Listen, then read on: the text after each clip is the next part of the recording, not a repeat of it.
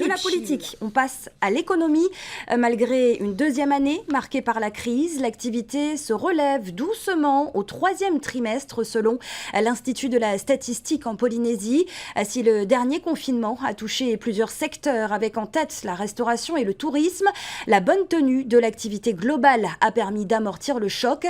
Preuve que les perspectives de croissance pour 2022 rassurent. L'indice du climat des affaires reste ancré au-dessus de la moyenne à 107 points selon l'IEOM. Alors, est-ce un signe d'optimisme retrouvé malgré le contexte? C'est une question que nous allons poser à notre invité Frédéric Dock. Bonsoir. Bonsoir Sophie. Merci d'être là. Ce soir, les indicateurs s'améliorent donc, et pourtant le confinement d'août a été un coup dur pour les entreprises. Comment l'expliquer? Alors d'abord rappeler qu'on a vécu une chute de l'activité historique en 2020, un léger rebond en 2021, comme vous venez de le rappeler, mais au moment où on se parle, tout secteur confondu, nous n'avons pas retrouvé l'activité de 2019.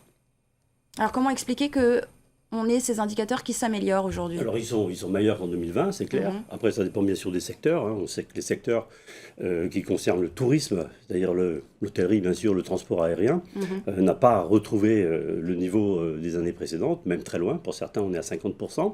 Par contre, les secteurs de consommation courante, ils s'en sortent un peu mieux. Mais globalement, effectivement, vous l'avez dit, les prévisions du gouvernement prévoient de retrouver un niveau proche en 2022 de ce qu'on avait en 2019. Maintenant, ça dépendra de plusieurs facteurs. Pour moi, il y a évidemment les facteurs qui dépendent de la Polynésie, mais surtout les facteurs qui dépendent du reste du monde, à savoir la situation sanitaire, et puis aussi tout ce qui va venir impacter les charges des entreprises, qu'elles soient mondiales ou qu'elles soient locales.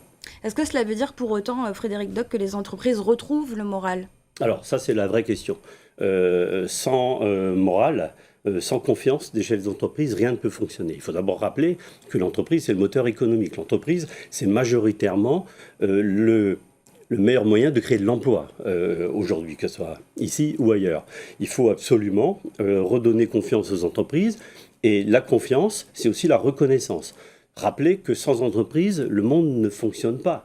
Les fonctions essentielles que l'entreprise assure aujourd'hui, et voire même non essentielles, que ce soit l'alimentation, la construction, le transport, mais aussi les loisirs, elles sont assurées par l'entreprise.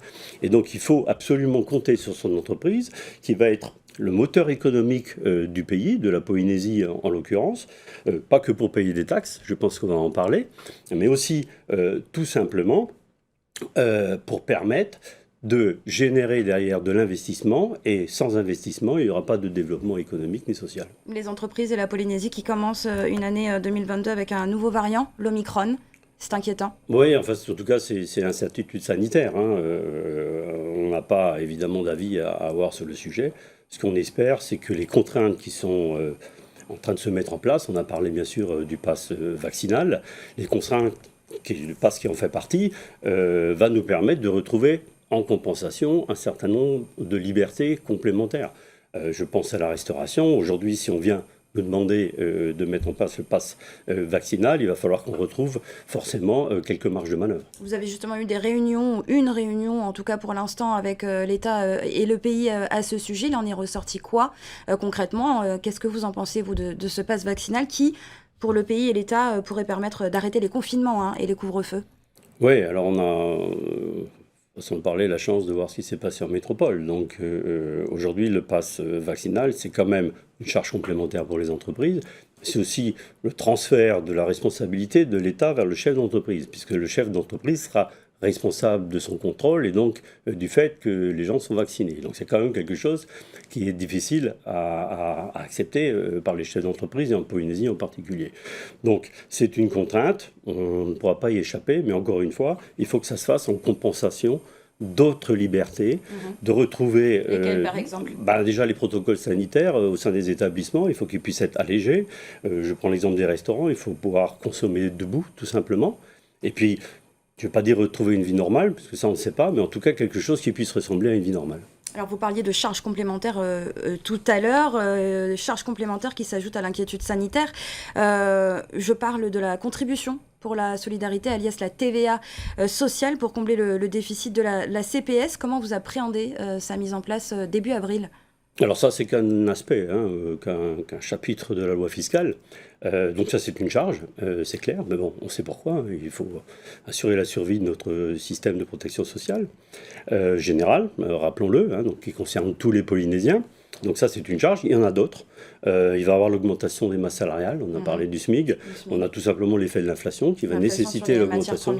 Bien sûr, l'inflation sur les matières premières qu'on va prendre de plein fouet. Sur le transport, le président en parlait à midi. Le fret aujourd'hui, c'est 5 à 8 fois plus que ce que c'était avant en termes de coûts. Donc c'est un véritable problème. Le coût de l'énergie pour les entreprises aujourd'hui, à partir du 1er janvier, c'est quasiment 8% de plus. Donc tout ça, c'est des charges complémentaires. On sait pourquoi. À côté de ça, pour revenir sur la réforme fiscale, il n'y a pas que ça dans la réforme fiscale, en particulier la fameuse contribution pour la solidarité. Il y a aussi des belles innovations fiscales qui devraient, en tout cas qui sont prévues pour faciliter, favoriser l'investissement. Donc quelle perspective pour 2022 ? Finalement. Alors, si la situation sanitaire ne nous contraint pas, à nous arrêter en plein vol, je pense qu'aujourd'hui, le pays, et ça a été le travail en fin d'année et avant ça de notre ministre de l'économie et des finances, c'est effectivement de tout faire pour favoriser l'investissement. Et c'est vrai que dans les nouvelles règles et nouveaux dispositifs auxquels on a évidemment largement contribué, il y a les outils pour assurer une forme de relance, c'est clair, économique. Maintenant, ce qu'il faut, c'est que les chefs d'entreprise en prennent conscience, maîtrisent ces dispositifs, et puis surtout, encore une fois, je le dis, c'est la confiance. Et la confiance, c'est la reconnaissance. Donc, soutenons nos chefs d'entreprise, rappelons à quel point ils sont essentiels, traitons-le comme ce qu'ils sont, c'est-à-dire les moteurs de l'économie, et je pense que tout devrait bien se passer. Et c'était le message de la fin. Merci Frédéric Dock d'avoir accepté notre invitation ce soir. Merci Sophie.